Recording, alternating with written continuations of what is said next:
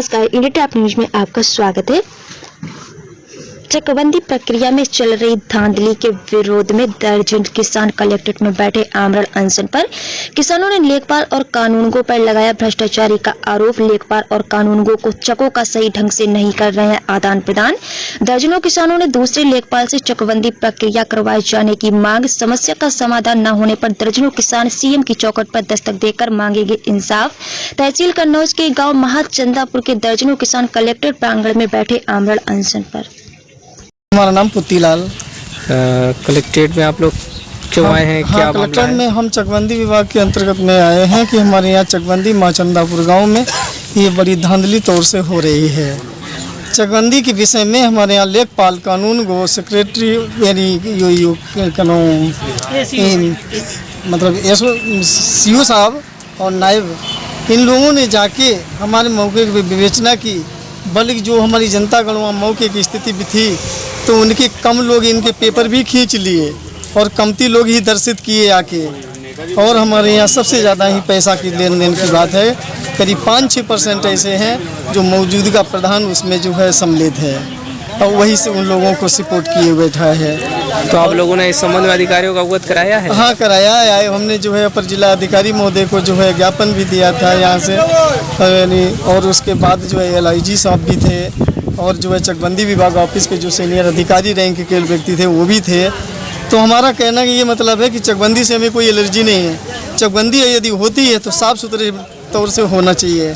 किसी को अवगत नहीं कराया गया कि हमारा ये खेत तुम्हारे किसानों का बुलाया नहीं गया कि ये खेत कम है, ये ज़्यादा है, और बस उतना ही नाप दिया गया और इच्छा अनुसार उनकी मालियत लगाई गई उन लोगों के अनुसार, और हम लोगों के विषय में कोई पूछताछ की बात नहीं हुई है। तो आप लोग यहाँ ये कितने लोगों का मामला है लगभग? ये करीब जो है सब 92 से लेके 95% तक अधिकांश गांव लगभग। हाँ।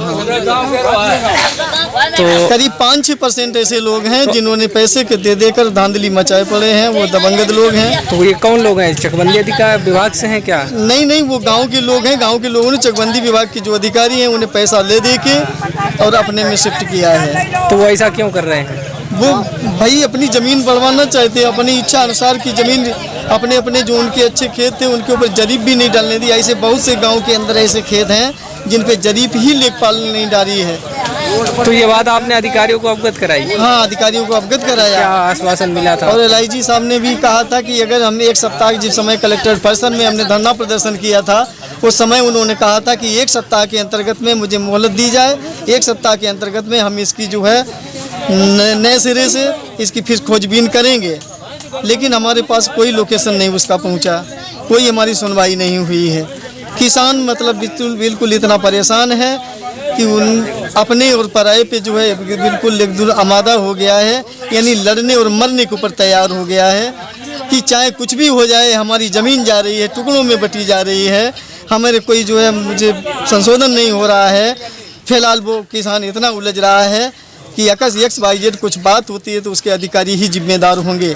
तो आपका आगे का क्या प्लान है? अब आगे प्लान यही है कि अगर हमारा यहाँ कलेक्ट्रेट परिसर से हमारी अगर सुनवाई होती है, चकबंदी विभाग ऑफिस में होती है तो होती है, और नहीं तो अन्यथा हम योगीनाथ से ही जाएंगे। तो आप लोग यहाँ बताया जा रहा है कि आमरण अनशन पर बैठे हुए हैं? हाँ, तो आप इसकी हमारी देखो सुनवाई कर दी जाए तो ठीक है, अच्छी बात है, और नहीं तो उसके बाद हमें मुख्यमंत्री योगीनाथ से जाना होगा। तो यहाँ आप लोग कब तक बैठेंगे? अब देखो उसके विषय में ये विचार कर रहे हैं कि कब तक वो लोग हमारी कितनी जल्दी सुनवाई कर रहे हैं, कितनी जल्दी नहीं कर रहे। लेकिन उम्मीद ये बनाए हैं कि जब तक वो लोग हमारी सुनवाई नहीं करेंगे तब तक हम अनशन पे बैठे रहेंगे। यदि सुनवाई ना होती आज तो नहीं होती है तो फिर उसके विषय में फिर कुछ सोचा जाएगा। गाय का राम तो कसाई का भी राम। तो ये कहाँ का मामला है? ये महाचंदापुर रिजर्व गांव है, ग्राम सभा महाचंदापुर, पोस्ट मलिकापुर, तहसील कन्नौज, जनपद कन्नौज। सब्सक्राइब करें इंडिया टॉप न्यूज चैनल और बेल आइकन दबाना ना भूलें। इंडिया टॉप न्यूज अपने क्षेत्र की खबरें सबसे पहले पाएं।